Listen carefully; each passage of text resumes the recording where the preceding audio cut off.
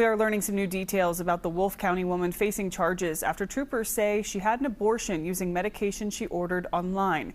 It's a story we first brought you as breaking news at noon. We have since gotten our hands on a copy of that woman's arrest citation. WKYT's Samantha Valentino walking us through this breaking news update.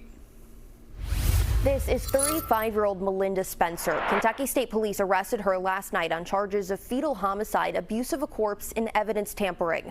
Troopers say Spencer used abortion pills she purchased online to terminate her pregnancy. According to her arrest citation, Spencer later went to a clinic in Campton and told them she'd had a medical abortion at home. That clinic called police. When troopers spoke with Spencer, they say she admitted to ordering abortion pills online, saying she wanted to abort the pregnancy because the baby wasn't her boyfriend's. KSP says Spencer took the pills Friday and the abortion happened on Saturday. That's when Spencer told troopers she placed the fetus in a light bulb box and buried it in her backyard.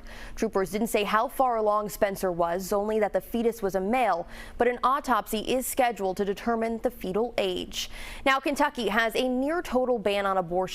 A doctor can only perform an abortion to prevent death or serious injury to the person pregnant. There are no exceptions for rape or incest. Kentucky does not currently have a law that restricts traveling to another state for abortion care.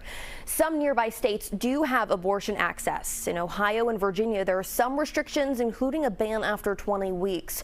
Abortion is legal and protected in Illinois, with access guaranteed up to fetal viability.